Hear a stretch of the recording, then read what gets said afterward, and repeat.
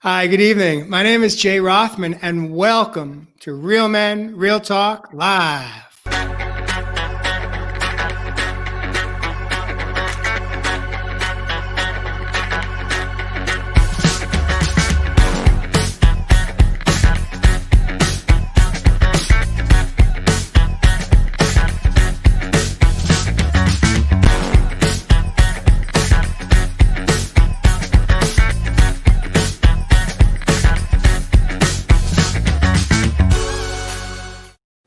Hi, good evening. Again, my name is Jay Rothman, and I am the host of the show. I'd like to introduce my friends and co-hosts. Evis Love Heath, the man of the land from down under. He calls Australia home. Welcome to the studio and show, Evis Love. Thanks for having me, as always, brothers. And we've got a sister in this evening, so looking forward to diving in deep with my brothers and sister tonight on at Real Men Real Talk Live. Beautiful. We have Josh Richard coming in from the Santa Monica part of Southern California. Welcome to the studio, Josh. Always so grateful to be here. Love you guys. And of course, we have Mr. Jeff Fastano coming in from Nashville, Tennessee. Welcome to the show. Thank you, Jay. Thank you, Jay. Looking forward to this tonight. It's going to be a interesting.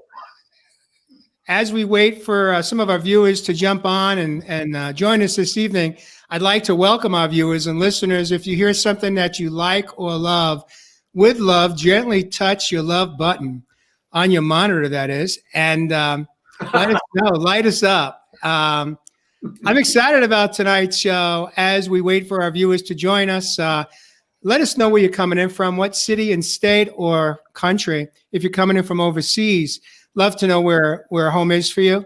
And if anything should pop for you, any questions or comments, please share them in your comment feed, and we'll do our best to acknowledge you and answer any questions that you come up. For tonight's show, I'm really excited. It is a special edition show. It's been some time, a number of months that we've had a guest in the studio. And this evening, we invited a special guest in. Her name is Ozzie Osborne, Queen Ozzie, that is. She is a life and relationship coach and who likes to work with men. And so what I'd like to do is bring Queen Ozzie into the studio, welcome her, and then we're going to jump right into the topic that I'll be sharing in a moment here. Welcome. Thank you for the lovely welcome. You're welcome. You know, it's not every day that a Queen Ozzie gets to join Real Men, Real Talk Live in the studio.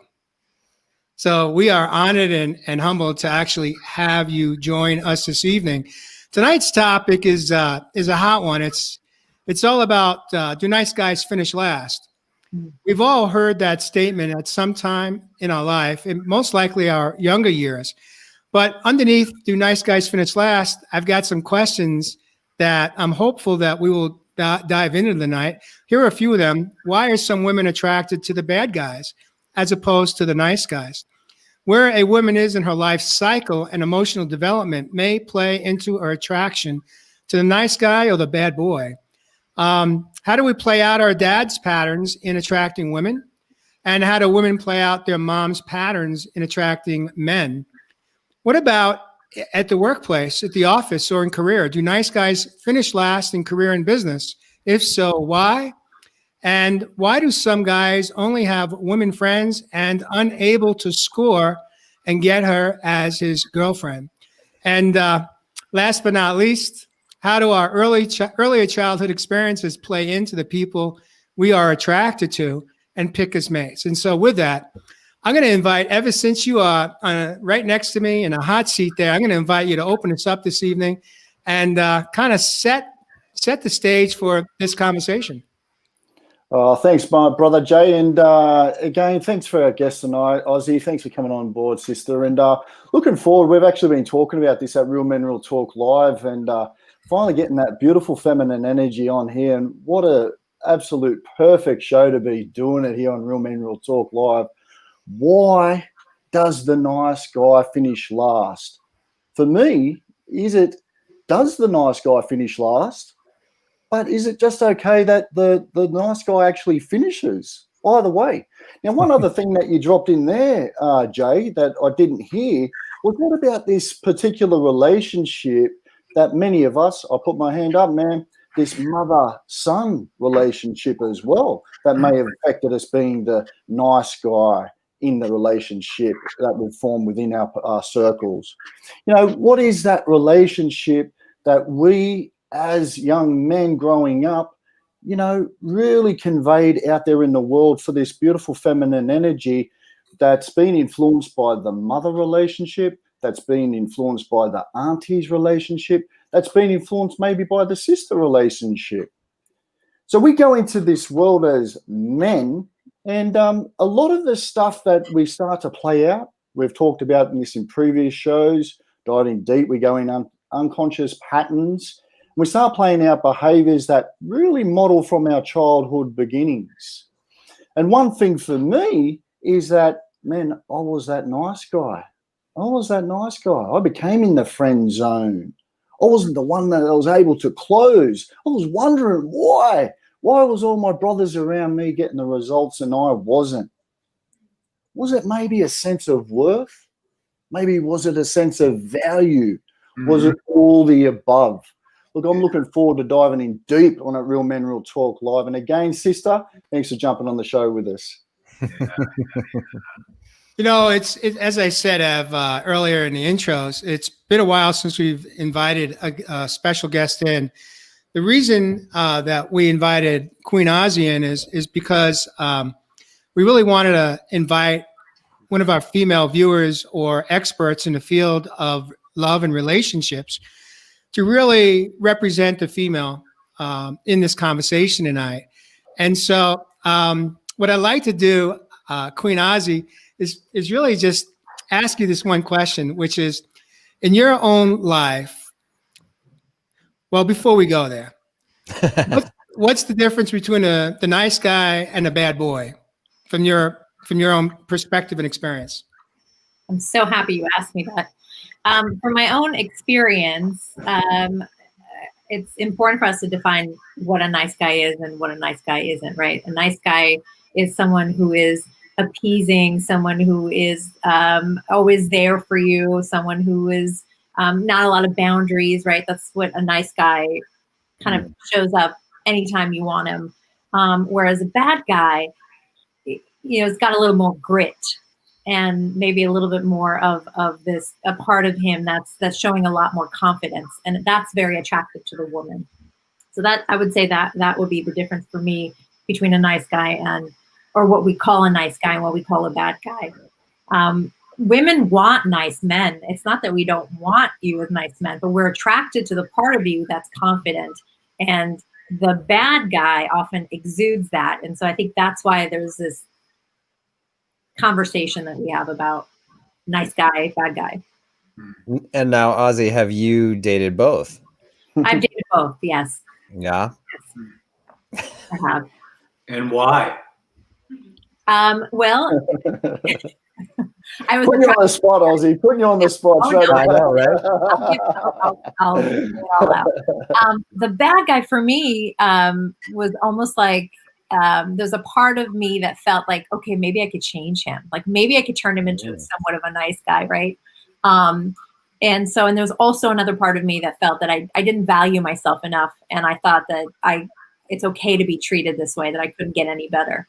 The nice guy I dated always felt a little maybe too nice and too soft for me, a little bit more on the feminine side, and that the attraction just wasn't there for me. Mm-hmm.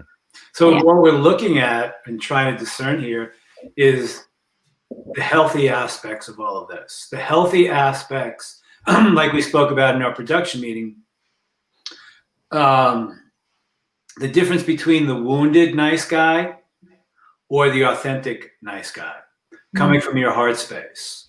Mm-hmm. Because to me, being the poster boy for the nice guy, the unhealthy nice guy, is giving myself up, taking care of others people's needs, not even having any needs or boundaries, like you said, Ozzie, no boundaries for myself, totally disregarding anything about myself, taking care of someone else in order to be loved with an attachment.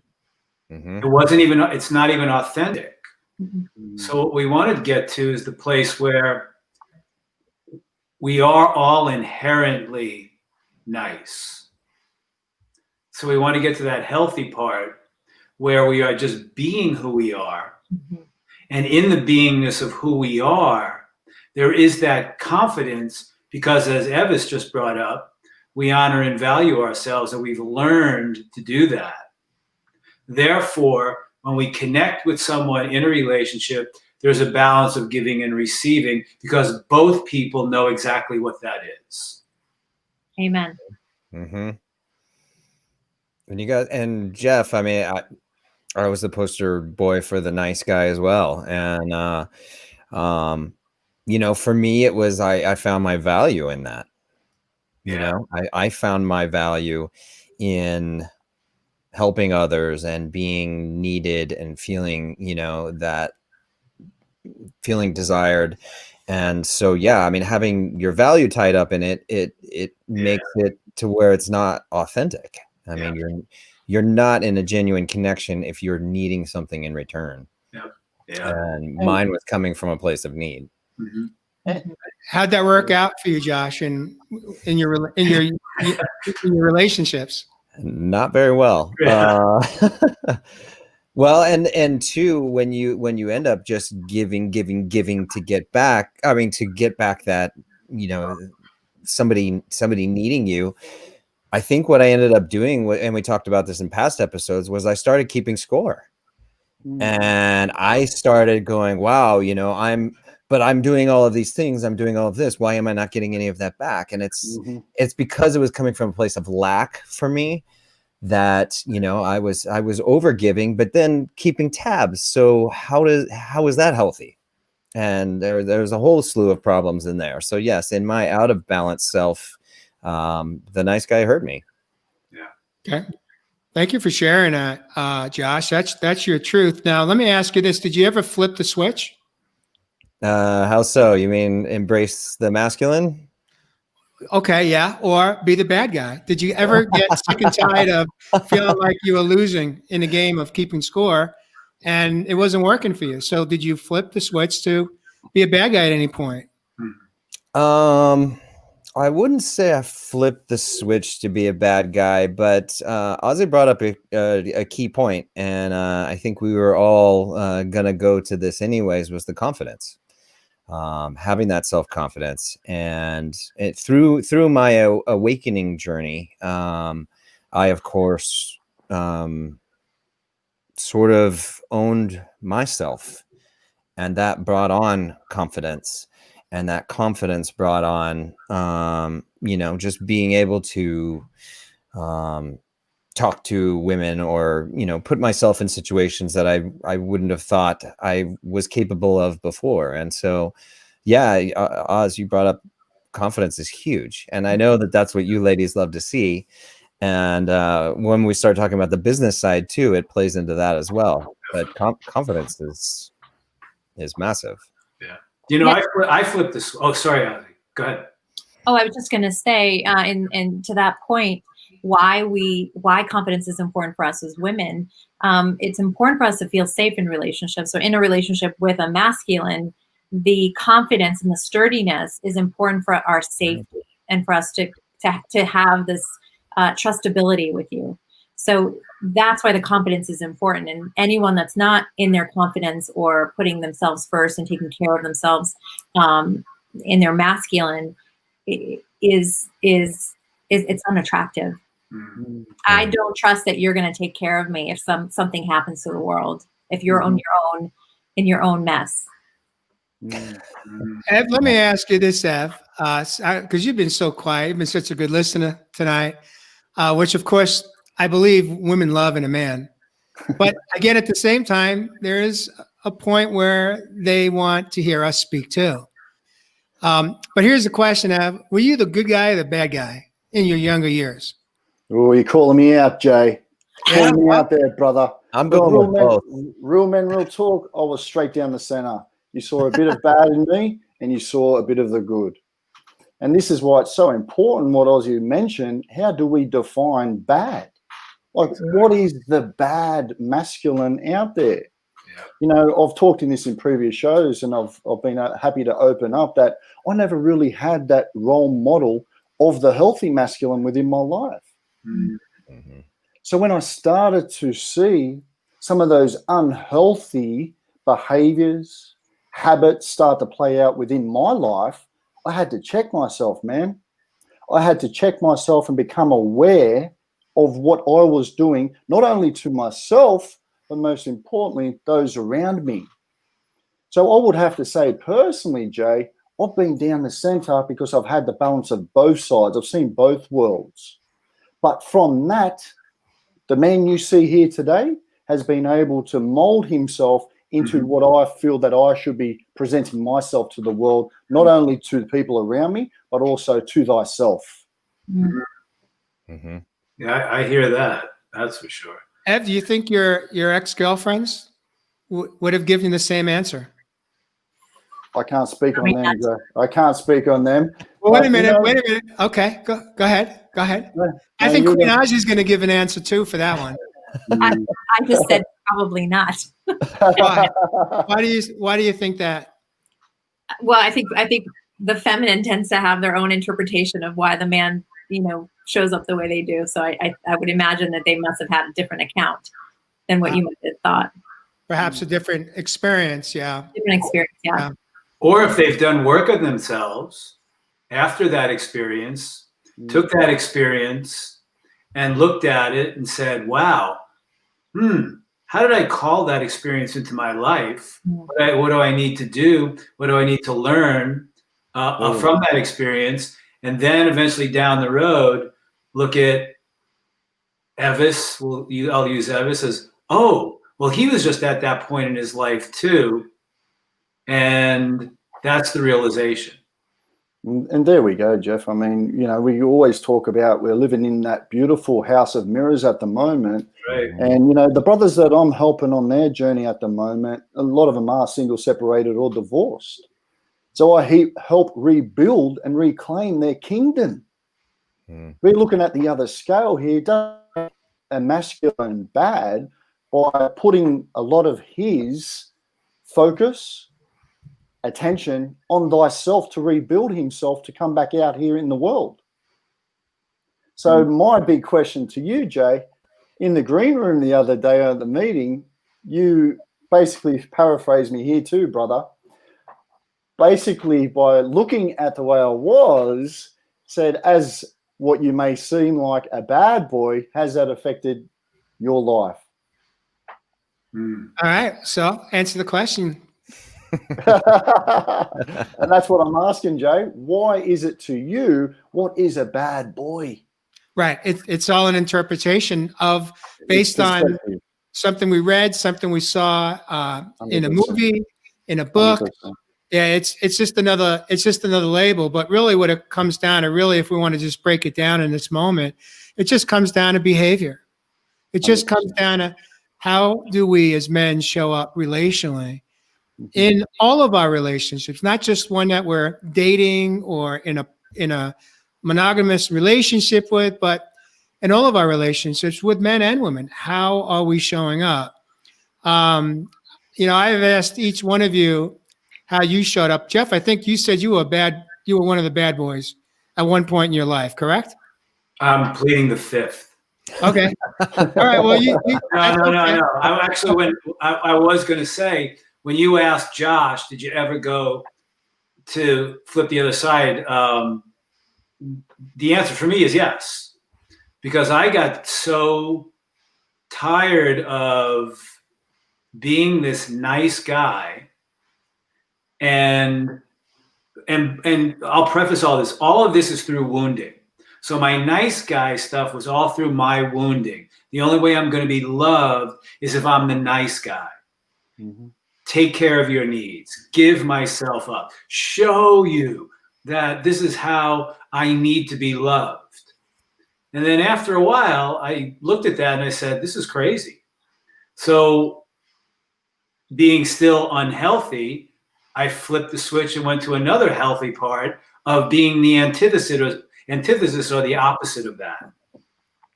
And that's where I went with it for a while until I realized all of it is just one huge mask from my not valuing, honoring, and loving myself. Mm. I did not know who I was. I did not know how to love myself. I did not know what my value was. So both were masks and behaviors that simply masked and covered up all of my wounds and my fears about myself. Mm-hmm. Beautiful. Mm. Thanks for sharing that, Joe.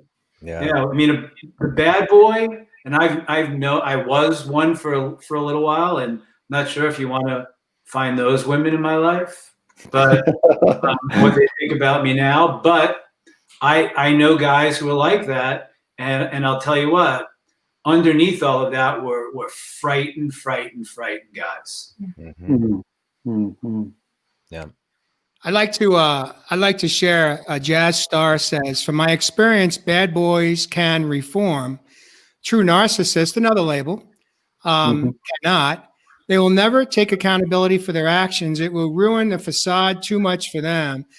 Jazz, thank you for sharing that. I'll kind of just share my truth. When I was a teenager and I had my first girlfriend, she dumped me, and it really hurt me. It was the first girl, my first crush, my first intimate relationship. Not intimate emotionally, but on a sexual level, okay, as a young teen. And the pain for me felt so excruciating. First time that I made an agreement with myself that I didn't ever want to be on a receiving end of being dumped, being broken up with. And so I made a conscious decision that I would do whatever it took to avoid being the one to be dumped. Mm. And what ended up happening, I didn't realize this, I didn't know it until many, many, many, many years, moons later, decades later, that I actually became a bully towards women because not that I was abusive, but I wasn't a nice guy. I was the bad boy in my 20s, from the time I was in college all the way till I got married. And what I know today is that it didn't serve me, but that was my ego's smartest way of protecting me. That was an ego move. It came from my mind because my heart was broken. And I agree with Jazz Star when she says bad boys can be reformed, because that's how I no longer choose to show up in my relationships today. Because what I learned is that I was holding on to that all those years, all those decades, from the time I was 15 years old, all the way till I was 54 years old. And even in my relationships as the adult, I still was the bad boy. I lacked empathy, compassion, love, and kindness for others. I didn't have that capacity because I was fearful of being hurt, being let down. And I wanted to avoid that. But the beautiful thing is there's hope, because if I could do it, you could do it. But it's not a switch. You just can't. It's not like that light switch you just flip on and off. It's simple, not easy. You've heard me say that one before, for a good reason. It takes commitment, and it takes practice, and it takes willing to look at some of those shadows and wounds and pivotal moments that impacted your life in your younger years that brought you to that space and place in your relationship. So, Queen Ozzie, what do you make of all that? Is this making any sense to you, coming in, receiving it from a man? So much. I have a story to share. And I too agree with her in that bad boys absolutely can reform. I was at a bar, and a very good looking, very overly confident man, somewhat on the aggressive side, approached me. And as he approached me, I could tell he was using language from, you've all heard of The Game. Sorry, yeah. Excuse me for laughing. No, it's fine. He had no idea who he was speaking with. Obviously, I know The Game. Anyway. And so I picked up on the language, and I allowed him to talk to me. And as he's talking, I I looked him in the eye and I put my hand on his heart and I said, stop. You don't need to have this mask on. I feel your heart. You don't need to be someone that you're not. And he literally sat down and started to weep. And so when you bring up the point of the nice guy and the bad guy as a mask, it absolutely is. It masks who you truly are, because you don't feel that you're either worthy, that you're enough. And most likely, most often, it comes from a very, very old wound that you haven't tended to. Definitely. Yeah. Definitely. I believe in the work. I also believe, one last thing I wanted to add to this is that it also takes women understanding that and not letting those guys, the bad guys, continue to be bad guys, and having space for them to take the mask off and reveal themselves. So Ozzie, thanks for sharing that. And I've got just a bit of a question for your sister. I brought it up in the green room in the production meeting through the week, and one of my questions was, okay, we're starting to understand, I guess, from a physiological point of view, that hormones really do play a part within our, interaction with the opposing sex. From a woman's perspective, could you, help us men here at Real Men Real Talk get a better understanding on maybe where it could really affect a woman in whether she goes with a good or the nice guy against or the bad guy, and vice versa, depending on where she is on her life cycle? So I'm talking about, we're talking about our early years. We may have been perceived as the bad boy, hormones going 100 miles an hour. But on the other side of that spectrum as well, Ozzie, is that the same for the feminine energy? Can you expand on that a little bit? So from 18 to 23, 24, 25, look, some beautiful females out there today could probably even extend that more. Let's be honest. Let's go with some talk here that there are females out there that are just looking for sex. Yeah. Mm-hmm. Yeah, and again, I would also venture to say that's a mask as well, using sexuality, using what they know they have a lot of power with, to gain something out of it. I don't know if it necessarily is. I don't know if the gains is the sex as much as it is more about either power or maybe, again, not feeling worthy enough to honor their bodies and share their bodies with someone else. Mm-hmm. It's a kind of a tough question for me to answer. I didn't want to put you on the spot there, Ozzie. No, it's a great question. And I know a lot of women that opt for that. In fact, I did a little experiment with myself, because in my mind, I always thought that sleeping with a man before you know him is incomprehensible. It was something that was bad. And so I never allowed myself the freedom to experience that. Mm-hmm. And so until I realized I had many friends who were just sleeping with men. They were very clear that their intention was not to have a relationship, but to have sex. And so for me, I thought, well, I'll try it. Why not? And so I changed the narrative and I said, I get to be honored as a queen, and I'm going to find someone who's wanting to have an agreement. And so I found a guy and we had an agreement. And we said, what if we just, all we engage in is sex? We won't have an actual relationship other than the sexual relationship.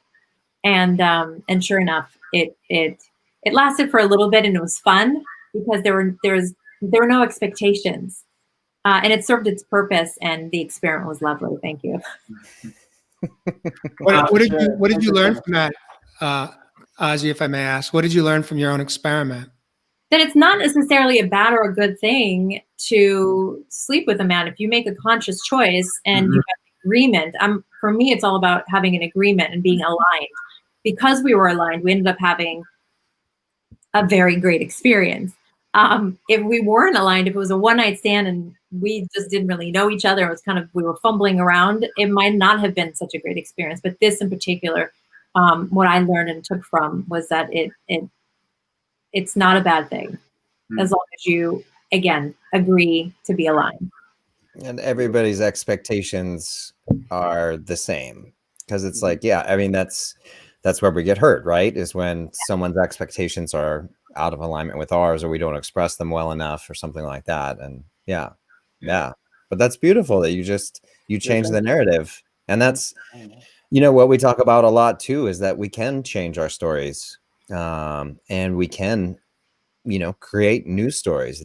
We don't have to stay stuck in the old. Yeah. Quite a while ago, back in my 20s, I met a woman who I really liked. And I really like you and this and that.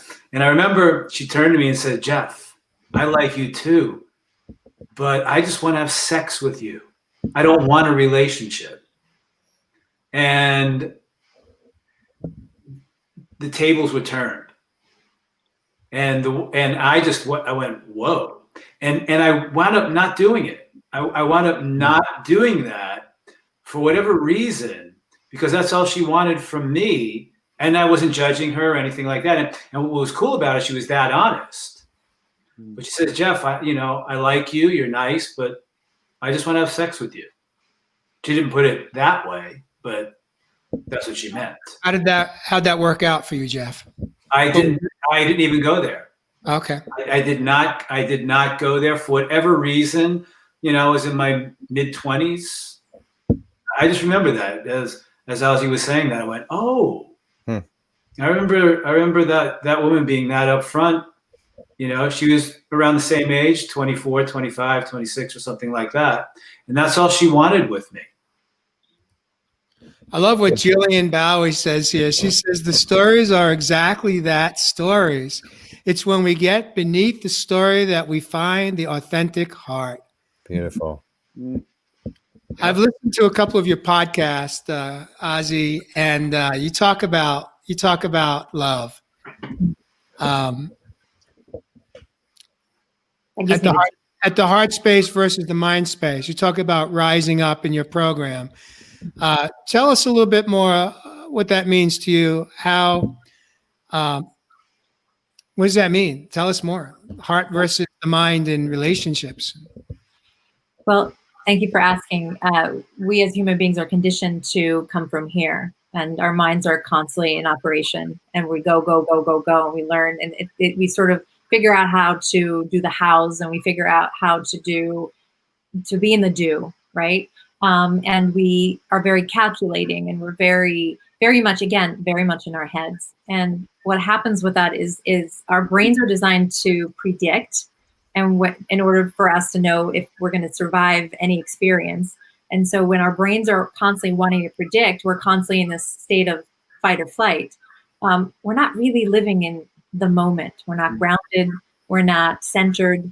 And so oftentimes one of the therapies or my modality that I choose to practice with my clients is heart-centered. So oftentimes I'll ask them a question and they'll answer, and you see them thinking that their eyes kind of go up and go, and they go in through their minds and they're looking for the right answer, right? We're looking for that perfection, that exact answer, because if I give that person the exact answer, that person is going to like me, or that person is going to accept me. And it feeds into the little part of you that's really wanting love and connection. And so what I then do is I ask the same question. I ask them to close their eyes, and I ask them to put their hands on their hearts. And then I ask the same question. And then I ask them, what is your truth in this very moment? Mm-hmm.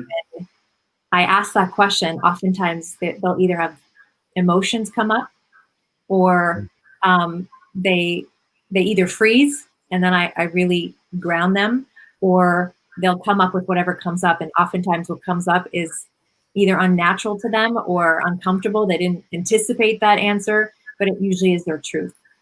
And so for me, learning how to speak your truth, men and women, is extremely important for us to be unmasked and actually form connections that are healthy and are thriving. Thank you for sharing that. I want to just bring to all of our attention here in the studio that a couple of our viewers have communicated in a very vulnerable way in this moment. This topic makes me feel stirred up and slightly uncomfortable. There is great opportunities here for my growth, and then a validation, and another affirmation from Carrie Crary coming in. says, "Me too. I am feeling agitated by it." Yeah, tell us more. What's coming up? Why the agitation? What is it? Because a lot of times we get into these show topics, and it actually goes the other way. There's actually people get turned on or get lit up, and in a very stimulated way. But here we're actually, there's some stimulation going on. That's not, there's some unhealthy, or not unhealthy, but some feelings that are agitating as the words being described. Ev, what do you make of that? What do you think? Why do you think this is possibly happening right now in this moment?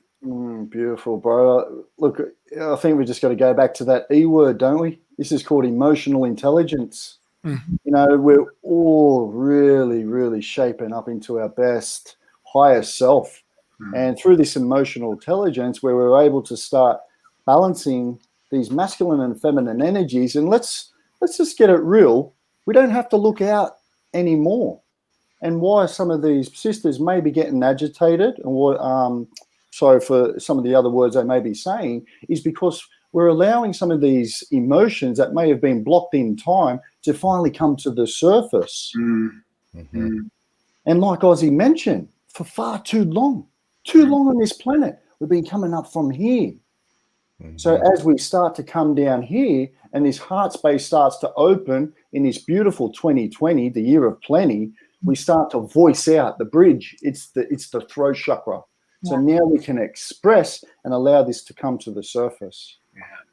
And also too, I mean, during my awakening journey, and when I finally started to allow myself to feel, is emotions do come up, and emotions are like a river. They have to flow. And when you try and dam it up and block it down, and that's what we're so used to, is like, I don't have time in my life to deal with this right now, so I stuff it down. Oh, I'll deal with that later. I stuff it down. So our knee-jerk reaction at first is feel emotion that's uncomfortable, stuff it down. What we need to, or what we can get into the habit of, is letting it flow through you. It is not labeling. It's just emotions. We have good ones and we have uncomfortable ones, and actually letting the uncomfortable ones flow gets them out, and we can finally let it go. And so, sometimes there are triggering moments in life that bring up discomfort, but I always remind myself to honor the feeling, and that it's a river, let it flow. And the more we can just allow it to move, that energy wants to move constantly. The more we can allow it to move, the less stuck it's going to be. There you go, brother. Love that, Josh. Love that, man. All our feelings have energy attached to them. So what's happening right now, we must be speaking, or right now could be mirrors for everybody watching. And what we're speaking is simply looking into a mirror and saying what is being triggered inside of me that they're talking about right now. And if that's the case, we're doing our job right now. Beautiful. What we're doing is what we're speaking about may be triggering something inside of everyone. And the key, as Josh said, is to begin to allow that energy to flow. Try to stay out of your mind what is being triggered, and simply be in being triggered, and allow the energy to flow, because with our feelings, energy is attached to all of our feelings. So it's about allowing that energy to move with your being triggered. Then it eventually you'll see. You might not get it right now, but if you just allow the energy to flow, allow yourself to feel, don't ask yourself, why am I being triggered? Be triggered, be in the moment, have your feelings, let the energy flow eventually, because that is the key to any therapist, anybody that's working with you, wants to get you to this place of triggering something inside of you, to get that memory, to get that wound, to get that feeling, get those emotions up so you can clear them, get to the other side of them, be in that, the authenticity of those emotions, and then you go into the mental body and then you will find out what was triggered. But you have to let yourself feel, be triggered, and let that energy move. What, Jeff, thank you for sharing that. Josh, hold one sec. What I'd like to do is just invite the five of us and all of our viewers and listeners in this moment. Let's all just close our eyes and let's just take a nice deep breath in and hold it. Let it out. On a second breath in, I'd like you to really try to reach your heart or your soul space. Just allow yourself to go there and feel it and honor it. And then let the breath out.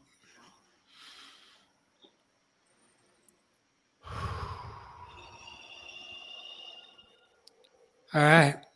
Thank you for giving me permission to lead that spontaneous breath moment, because something that I didn't know when I was younger is even in these moments that are uncomfortable for us or that bring to the surface some emotions, we can give ourselves permission today to take a time out. We could give ourselves permission, even in the middle of maybe a disagreement with a loved one, to offer, let's just take a nice deep breath. Let's just like pause. Now, it's a healthier way for us to show up and be able to really get in touch with what we're feeling and give ourselves permission to kind of bring it down a little bit, calm it down. It's a new way to live. Donna K. Rivera said earlier in the show, she, if I may paraphrase you, because I'm not going to go back to the comment, but in paraphrase, she said, I've always been with the bad boys. I'd like to ask you, Ozzie, why do you think that is? Why do you think it is that it's not just for Donna? There's millions and millions of women that have and still say the same experience, whether they were married to them or they dated them. They have the worst luck. I used to, when I was doing some 12-step work in my early part of my healing, my sponsor said, he called it a picker. He said, some of us just got a bad picker. that was his humor, and I loved him for that, and I loved him for his wisdom. But why is that, Ozzie? Why is it that we, some of us are not able to break the cycle or break the pattern or break the chain to that type of attraction in a partner that we're seeking? What do we have to do differently to break that cycle? That's the back end question for you too. So you got two questions. So one, why do I attract bad guys? There are a few reasons. One can be that there might be a part of you that believes that that's what you deserve. It could be a father wound. It could be a mom wound. It could be, an unhealthy masculine wound will get you to attract people that will mirror to you what you feel you're worthy of. A second thing can be there might be a part of you that thinks that you can change a bad guy, and you could be the person to do it. There's some ego involved there. And then your second question, what was your second? Will you repeat your second question? How do we break the chain of it? How do we break the cycle so that we could actually, those of us that have suffered in our bad pickers, how do we have a different experience with a happy ending, a different kind of ending? I love the happy ending. So the bad picker is really about, again, first you get to recognize what the pattern is. You first have to acknowledge there's a pattern there. Once you recognize, okay, I see a pattern. I see that the kind of guys that I attract are either unavailable, they're aggressive, they're the bad guy, they're guys that are disconnected. When you recognize what that pattern is, and it's really about sitting with yourself and looking at all your relationships and doing an assessment. You could do that with your therapist or any practitioner that's willing to sit through with you. You could do it alone, where you journal about all your relationships and notice a commonality. You'll see a common thread throughout all your relationships. And then you get to decide, where do I want to go, right? I know where I've been. Where do I want to go? What does that relationship look like? And start to activate some visualization. Start to visualize what that relationship feels like. Start to visualize, we get taught to make lists. Here's what I want, and here's what I don't want. While that might be a little helpful, I think what works really, what works for me and my clients is really learning how to really visualize, but visualize it with your body. Really feel it. Feel that relationship as if it already is in existence for you. And for some of us that don't know what that feels like, right? There are a lot of people that are like, well, I don't know what a good relationship feels like. Well, you might sort of pick your mind a little bit and look at other relationships around you that make you kind of go, I wish I had that. And maybe they can model for you what that relationship can look like. And just start to open up that possibility, right? Open up that part of you that could be a little dreamy about it. And then once you have where you've been and where you want to go, now there's a bridge, right? And how do you cross that bridge? One step at a time. One step at a time. It could be maybe it's about you doing some self-worthiness work. Maybe it's about you going to a self-development workshop. Whatever it is, it's really about you. You attract, right? I attract what I see, right? The world and relationships that we're in is a perfect feedback for us as to what we feel about ourselves. They're just mirrors for us. Yeah. Yeah. I love that. Ev, I want to ask you a question in this moment, which is that a lot of our desires and attraction of others, do you believe that it comes from how much of an influence did our own childhood where we witnessed how our dad treated mom or mom treated dad? And if there wasn't a mom and dad, but a boyfriend and a parent, where how much of that do you think impacts us as adults in picking or choosing, attracting our partners?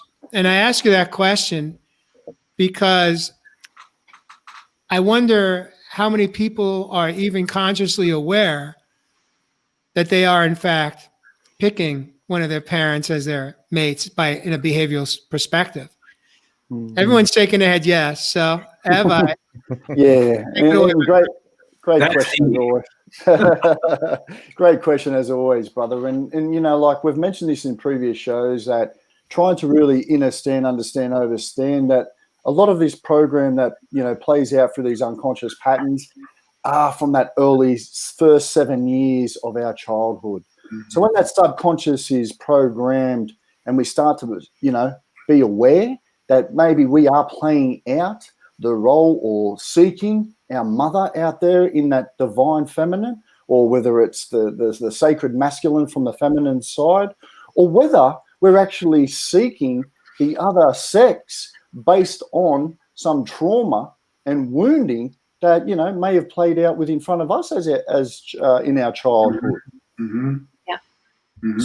So for me personally, like I said, I wasn't around the best behaviors that I saw from my father figure. And when I started to see that play out in my early teenagehood, then I had to check myself because it didn't feel right. I wasn't going around with a thought right, but it did not feel right to me. It wasn't not how I wanted to portray myself within the world around me. Yeah. beautiful. It's our parents modeled for us, and many people, all of us, probably, I bet you all of us here, until we started working on ourselves, we dated our models. And mom and dad modeled to us what a relationship is when we saw it. Were we even modeled that a relationship can be pleasurable? Yeah. Yep. Yeah, you definitely attract something that feels familiar to you. And I don't believe that it's in your consciousness. I believe it's in your subconscious. It's part of your programming, so much so that you don't even notice it until you start to do the work, until you pause and you start to go into the personal development work, until you start to assess yourself and wonder, get curious about who am I? And that was such a great question you asked, Jay. Like, who am I? Yeah. I think you asked that in the group. Yeah. You And know, it goes one of back the things- to it goes back to the brain as well, Ozzy, and you nailed it. The brain loves to predict, and so the brain feels comfortable even in negative or unsupportive relationships or patterns because it knows how that works, and it would rather be able to predict in a scenario that it understands than feel uncomfortable in a scenario that's new. Therein lies the rub, and that's why it is hard to get out of our old patterns, habits, and models that we grew up with. They're comfortable, and the brain likes them. I love that, Josh. I just posted up here. Denise says we attract what we want, but when we consciously decide what we want, we attract that beautiful relationship. The key word there is consciously. I can't speak for you guys, but I'll speak for me. I was sleepwalking through so many of the choices I made in my life, with friendships, with relationships, with choices I made that didn't all serve me in a healthy way. Why? Because I didn't know what I didn't know. I didn't know how much of my younger years I was still carrying within my body, within my adult self. I had no idea. And unfortunately, I didn't start to pick it up until I had hit a rock bottom in life. I was out of time and answers. And I was just like, it's do or die. It's like, I can't continue to live my life like this. And my body was given out. It had affected me to that point. So, I share that because some of your viewers that may be relatively new to the program, our physical health will be affected over the long haul by our emotional, our mental health. Our mental health will impact our physical well-being. Our body can only sustain so much pain, so much trauma, so much cortisol being flooded through our body from fight or flight. Yeah. That's why it's called dis-ease. Stuffing our emotions, stuffing our feelings, like we were talking about before, if you're triggered right now, allow those feelings to flow. Because of the energy attached to those feelings, if we cut it off and we start to stuff it in our physical body, which is exactly where that energy goes, that is the root cause of physical dis-ease, as Josh just said. Yeah. Yeah, beautiful. We forget we have an emotional body. Yep. So we also forget that our body takes in data. And as it takes in data to assess our stability, to assess our safety, it then informs our minds to create a thought that then creates an action. And so it's important that we remember we have a body. And this is why I say, come to your heart, come into your body and just be there. And if there's trauma there and there's a trigger there, hold it. Hold it as if you're holding a baby that's precious. Hold it as something that is really needing your attention. And it's a part of you that's always there that you just get to love up, and you get to be your own wise parent so that you can care for that part so that you can feel whole, because we often feel very fragmented, very, very separate from everything and everyone. And so it's important that we recognize our emotional bodies, and our bodies wear that trauma. We walk around with that trauma everywhere, and we bring it to relationships, and we bring it to spaces. And it's, and as you said, Jeff, I think you said that our emotions are energy, and so are our thoughts. Yep. And so all that energy, imagine you're creating disease in your body, but again, remember, energy attracts like energy. We're then also passing that energy on to other people and creating other disease in the world. And here we are in a time, 2020, where we're sort of paused, right? We're paused, and we see how much damage that has done. Yeah. What I'd like to do before we jump into our final round of musical chairs this evening, we have special guest Queen Ozzie Osborne, who's going to play musical chairs with the four of us men. What I want to do is just take some time. There you go. It's not every day that a queen, like I said, gets to spend an hour plus with real men. Real Talk Live. So I want to take some time to kind of examine how are our careers impacted. Do nice guys finish last in the workplace, and especially in the younger years? What does it look like? What do you think? Yes. Okay, Josh, run with it. Big fat yes. Why do you say yes, Josh? Oh, if I could go and talk to the younger me, holy shit. Whoa, let's do it. You're here right now. So- Let's do it. So yeah, I had my startup and I was dealing with a lot of fears. I had never I knew nothing about a software company, and we hired people to run it. And we of course had to go through rounds and rounds of funding. Software is very expensive, which meant pitching, which meant getting out there and trying to confidently talk about our ability to create something from scratch. And I wasn't 100% sure we could do it. And I think not believing in myself, not having that confidence that Ozzie talked about hurt me. Absolutely, in pitching to investors. And I saw people with dumber ideas and people with products that weren't as good or wouldn't help as many people as our product would. I saw them succeed and get hundreds of millions of dollars in investment and grow their companies over time and become a better product over time. And they weren't great in the beginning, but they had that confidence. And so I saw these people run past me as we were humbly trying to not over express our ability or not try and oversell what we could or couldn't do. And that hurt us. Yeah.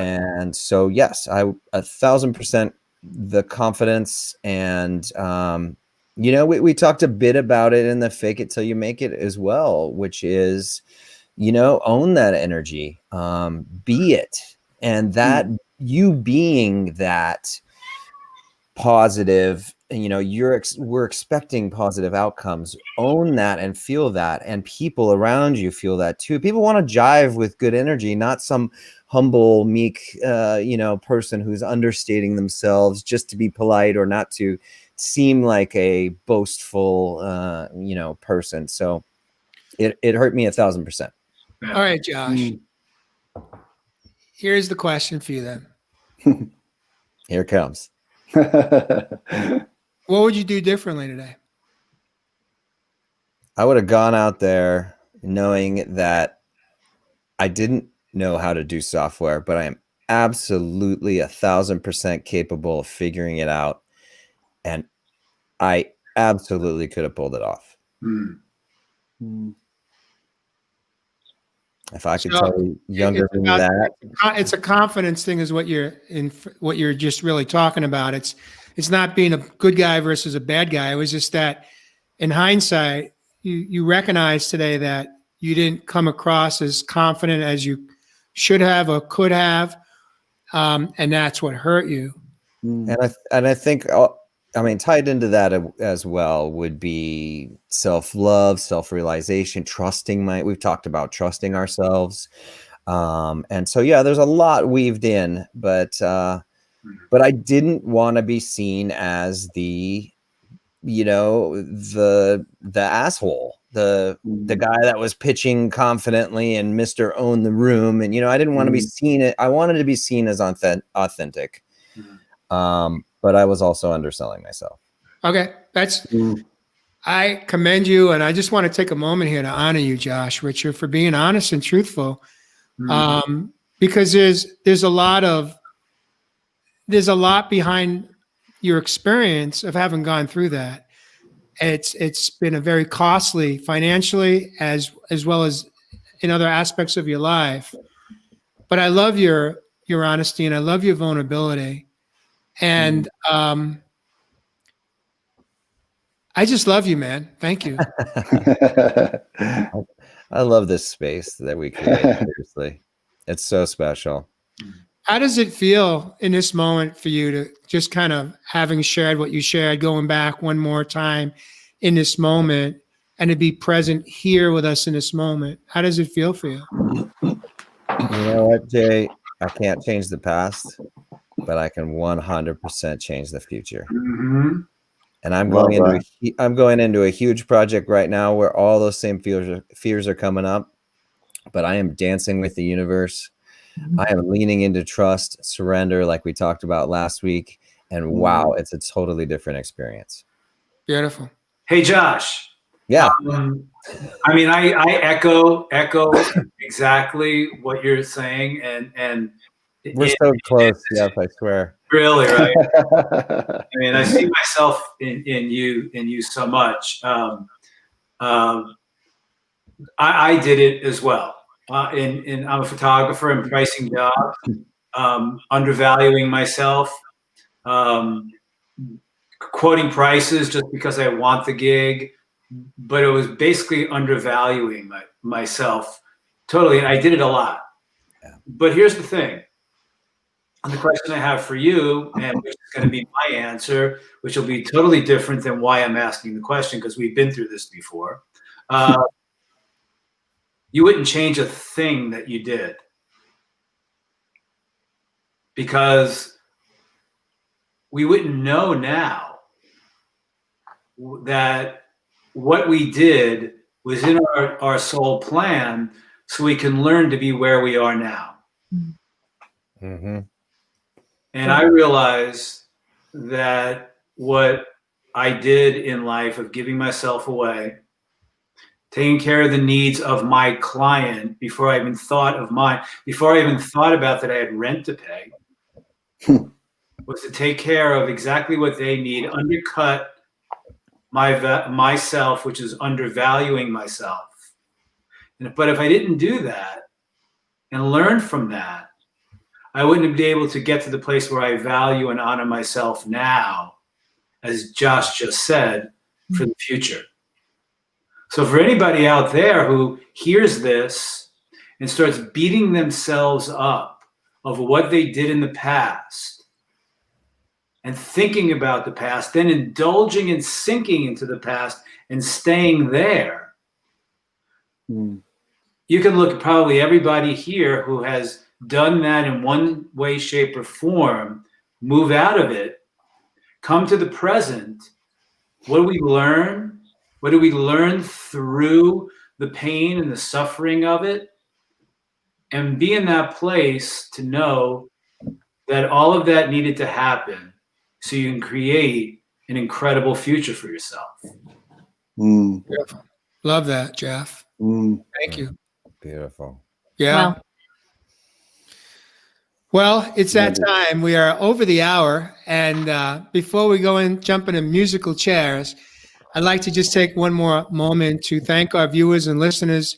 If you enjoyed the podcast tonight, the show, please, please, please share it out in your community with your family and friends and loved ones. What we don't know is whose life we can touch tonight, whose life you can touch by sharing it out, that you may not even be aware they need to hear it. And I know that I get affirmations all the time. I receive them directly and indirectly. I got a few today that just touched my heart, brought me to tears in a moment of lives that we touch because we show up, because we, as real men, real talk, have the courage to just express and share what we have learned along the journey called life. And so please share it out. If you heard something you liked or love, let us know that as well. If you have been impacted by the show, please drop it in the comments or send us a message so that we know that we're on the right path. And if you ever have any topics that you'd like to see us jump into, send us a note on Messenger. A few of you have, and we'd love to explore all the different topics that men and women both need to hear. And so with that, musical chairs is where each one of us I'll give in 2 minutes to share either a tool, key principles to making a healthy change in your life relating to this topic, and or any closing thoughts that you took away from the show tonight. And so it's your turn when you are pulled up into next to me. And Queen Ozzie, by the way, you're invited to stay for musical chairs and participate if you'd like. It's been a serious topic, so this is a time for us to have a little fun and play. Are you ready to have some fun? Yeah. All right. She's in. All right. Wow. All right. So let's see. We're gonna play a little bit differently tonight. Josh, Richard. Oh, Mr. Rich is in the house. Whoop, whoop. So funny. I say I often sit in this hot seat and have no clue what's going to come out of my mouth. Trust and surrender. Wow. Thank you, guys, for asking your questions tonight. It's it's funny how much I get out of the show too, and sometimes just it's so funny what a question can do and what a question could bring up. And for me tonight, the reflecting on my past has just given me renewed hope for my future. And so thank you for asking that, Jay, and bringing that up, because it's nice to compare. We often life changes so slowly, and we, our work, our self-work happens slowly over time. Like you said, it's not a light switch. It's, it takes work and work and work. And so sometimes we're not called to compare so directly the past and the present. But you've done that for me tonight. And you've asked me to compare that. And in looking at the both, wow, I see the work and I see what's changed. And I'm very grateful for that.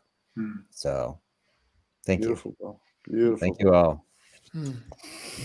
for holding space. Always. Thank you, Josh. Richard. All right. Jeff. Following Josh. Man, there was so much wonderful stuff. Ozzie, you were great. So great to have that energy flow here tonight. It felt amazing. Your perspective and where you were coming from. I learned a lot. It was so refreshing. It was so refreshing having you here tonight. How do you really feel, Jeff? Refreshed. Actually, I do feel very refreshed in my life right now. I'm looking at the future because I've shifted so much in the last 4, 5, 6 months to where I'm now moving to a place of really honoring and valuing myself. And from what I heard tonight and thinking about this subject, bad boys, nice guy, to me, it all comes down to how deeply you honor and value and love yourself. When you get to that, it is a challenge to move into that mastery of self. If we're looking at all of this as a self-mastery course, so to speak, that we're on with our lives, mastering ourself, the bottom line of it all to me is honoring and valuing and loving ourselves. To move into that place of who am I? How do I feel about myself? What are my choices in the past? I probably made those choices out of a place of not honoring, valuing, and loving me, knowing that I have needs, knowing that I can set boundaries. It's really all about moving from the wounded child running our lives to the adult running our lives and making choices from a place of fully knowing who we are and why we're here. And it comes down to the beneath it all, loving, honoring, and valuing ourselves. How much does everybody out there love, honor, and value themselves? Beautiful. Jeff Fasano, bringing it home one more time. My God. I think we're done, folks. Yeah. You guys are off the hook. I don't think we need, well, we don't need it, but we want it. We desire it. I desire it. I'm just looking at some of these comments here. Carrie Crary says, yes, value yourself and your body. Scott Eisenman says, I love watching you guys. Amazing. I would love to thank each and every one of you. Jillian Bowie coming in from Scotland says, yes, Jeff, returning to ourself. It's absolutely amazing. Thank you, Jeff, for really framing tonight's show topic out so eloquently. I appreciate you tonight. Well, I wanted to get something in before Evis and Ozzie blow us away. Hey, Jeff, when you make that statement, how old are you feeling? I'm totally my adult self because, oh yeah, I mean, I've learned so much from these shows, as Josh said. Listening to everybody, and I think we all bring our adult selves here. Because, folks, there is no competition between any of us here. There is a sixth, seventh, and eighth sense of us here that we just soak it all in because all of us come. And if we all could look at this in life, we are who we are. We have something important to say. And if we open our hearts to listen to others, others will listen to us. Beautiful. Thank you, Jeff. Keep going, Jeff Fasano. I know, right? Wow, man. He's in flow. What the hell did you drink tonight? I want to know what you drink. But tell me after this show. Tell me in the post-production meeting room. Queen Ozzie, you are in a hot seat. It was not an easy decision to have you where to place you. But in the end, I just followed intuition. And so this is your time to shine. Put a pretty bow in the show for representing the females this evening. I want to, again, thank you for having the courage to accept our invitation to join us this evening. It's not always easy, especially to step into a studio representing the females. So the female viewers and listeners. And so thank you for joining us this evening. I will say this, you are welcome to come back on future episodes if and when the opportunity arises. So thank you. Yeah, thank you. I'd be honored. How was it for you, by the way, before we get into your close, how was it for you being part of Real Men, Real Talk Live this evening? Well, I'm amongst many men, but it's been a while since I've experienced great men, and truly I'm moved to tears. Jeff, I mean, I'm speechless, and that's not often the case. So all I would say is thank you for the work that you all put in, the way you show up. Like I said, it's been a while since I felt each and every one of you. I felt your stories, your courage, your vulnerability, your young self, Josh, Jay, your old self. And I'm just so privileged and honored to know that my boys, I have 2 teenage boys that I'm raising, can grow into beautiful, productive men that are sacred in this world. And I honor you, and I will do everything till the last day of my life to stand and fight for the beautiful masculine. I know the women have it, and the reason why I know the women have it is because we are we are able to access all these emotions and these beautiful things. And I'm just full of gratitude for this moment. And thank you for asking me. I got a text yesterday with Josh asking me, and I was like, can you tell me more, Josh? But in my mind, I said yes already, because I know that when the universe presents something to me, there's always a yes. So I think my message to everyone would be, say yes when you mean it and you feel it, and say no when you mean it and feel it, and really honor yourself. And I wrote a quote down that I think is a little bit appropriate for today, and it's, be like water, my dear. Really kind of flow in life and be one with the universe, so that you can participate in the energy of healing, because our world so craves it. Again, thank you, thank you, thank you. I will be more than happy to come back and share space with you. Thank you. Beautiful, Ozzie. Thank you. Thank you. Thank you. Evis love. Evis, Wow. how do you make sense of any of this? This goal that we've got here tonight. Can you break this down for us in simple Evis love terms? I don't think there's such thing, Jay Roth, the man. I know. Simple, not easy.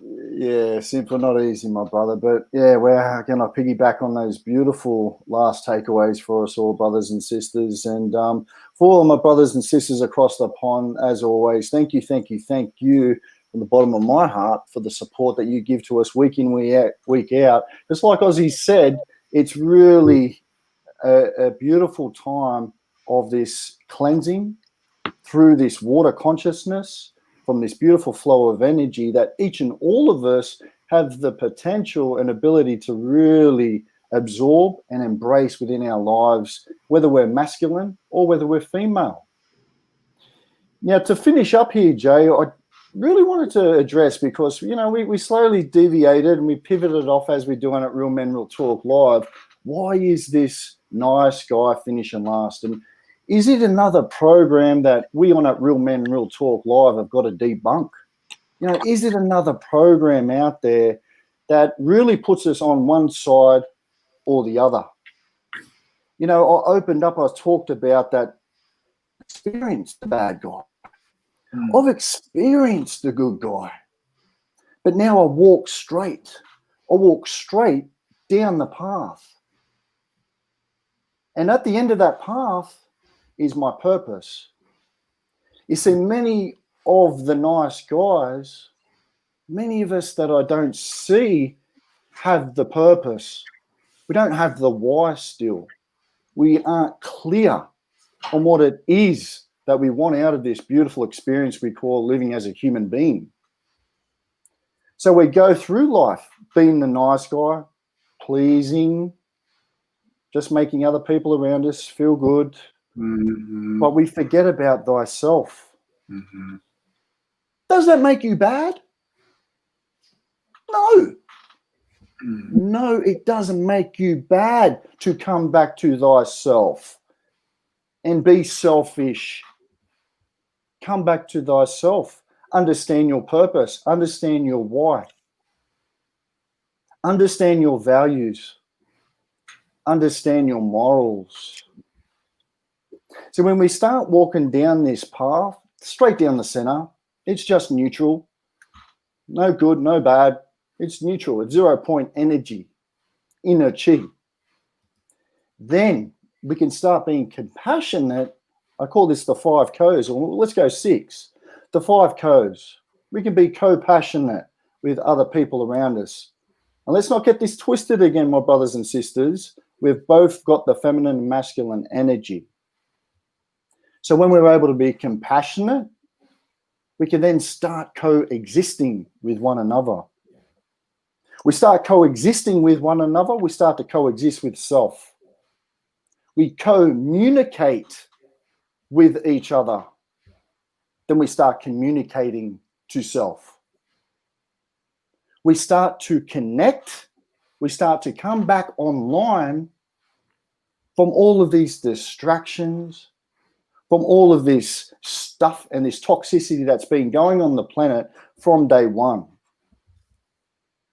And then, my brothers and sisters, I've said this week after week after week, we commit. We commit to that purpose, to that why. See, when we start to commit, we start to celebrate some of those codes that I've been talking about. Then, brothers, sisters, we start to ascend in this beautiful awakening that we've got down here on planet Earth. So on that note, my brothers and sisters, peace. Wow. Boom. Yes. Can you sing me a lullaby tonight? Did you just ask for a lullaby? Yeah. Well, you asked the right guy, because Everest is known to be out in nature in the bush, as they say down under, and serenade people in lives. He sings. Oh, I didn't know that. Oh, here we go, Jay. Come on, man. He's put me on the spot, Ozzy. He's put me Just on the give us spot. one verse, F, for the ladies. Oh, I'm trying to think. What's a song that we can talk Bad about? boy. Nice guy. Oh, here we go. Well, go on, Jeff. Go on, Jeff. Give me one. Well, you could start singing. I don't know who did it or the band, and maybe somebody who's watching, but there is a song out there. I think it was Poison or one of those bands, Motley Crue, called No More Mr. Nice Guy. There you go, brother. There you go. It was one of those hair bands. Nice. From the 90s, 80s, 90s. But before my time, Jeff. Right in my era, brother. And I could hear the song in my head right now. I just don't know who did it. Maybe Jeff will sing it. No. Come on, Jay. Come on, Jay. You've put it out there, man. What's a nice track? Gary said it's Man Down Under. I don't know if that's correct, or if that's just you she's talking about. There you go. But in any event, here's my closing thoughts are, it comes down to this. When I work with my coaching clients, a lot of times when they start out, they say, where do I start? And my first response is start. And then they say, well, how do I do that? And I say, show up and grow up. If you affirm that your picker is not so good, and you have a habit of attracting people in your life that are not serving you well, and you have dysfunctional, toxic relationships because of that, it's time to show up. It's time to show up for that you. It's time to show up for your younger self. It's time to stop accepting unacceptable behavior.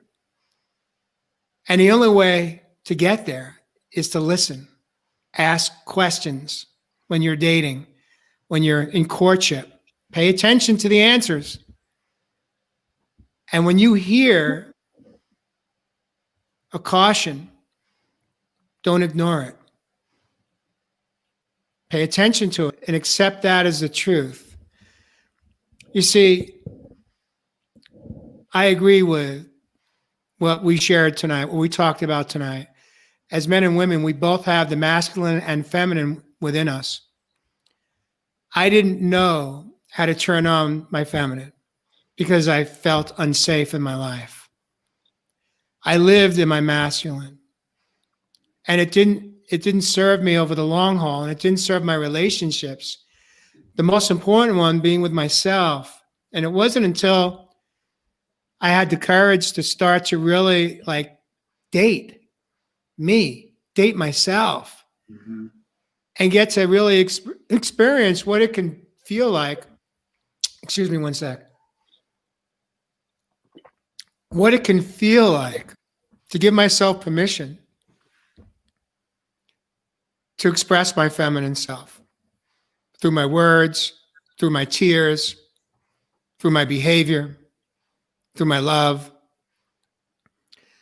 That I got to experience how incredibly beautiful it can feel like. as Eva said, to have that balance, that inner balance of self, to know when it's appropriate for me to show up and be sensitive and be let that feminine side ooze out from within.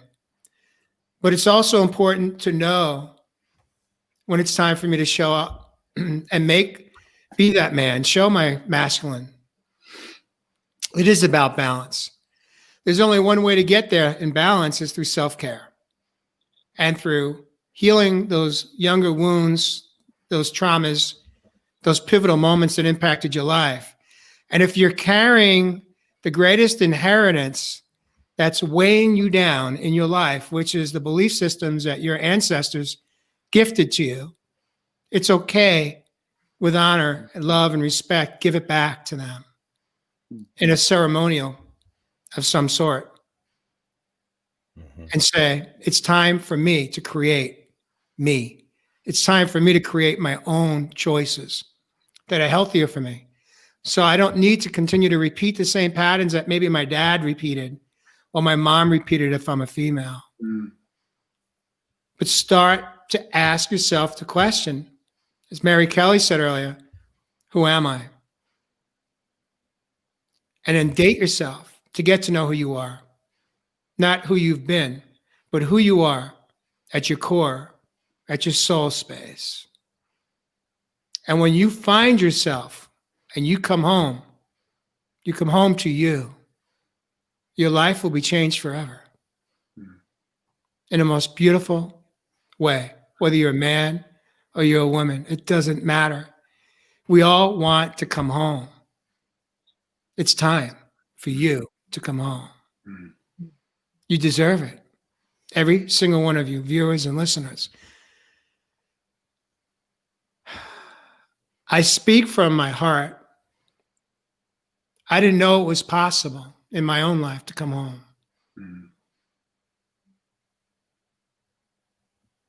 I wouldn't want to be anyplace else, but right here, right now, home. I love you guys. Beautiful, brother. Thank you for being here tonight, Queen Ozzie. Yeah, I don't know, Ozzie. When was the last time you saw a man cry like this in the middle of at the end of a show? It's okay, though. Not everybody's comfortable with it, but I know this. I know my co-hosts are comfortable with it because we've all been here. We've all done it at one point or another in this show, Real Men, Real Talk Live. Thank you for joining us. Thank you, viewers and listeners. We love you. You deserve it. We honor you. We respect you. But it's time for you to do that for you. And with that, we'll catch you next time on Real Men, Real Talk Live. Love you guys. Peace out.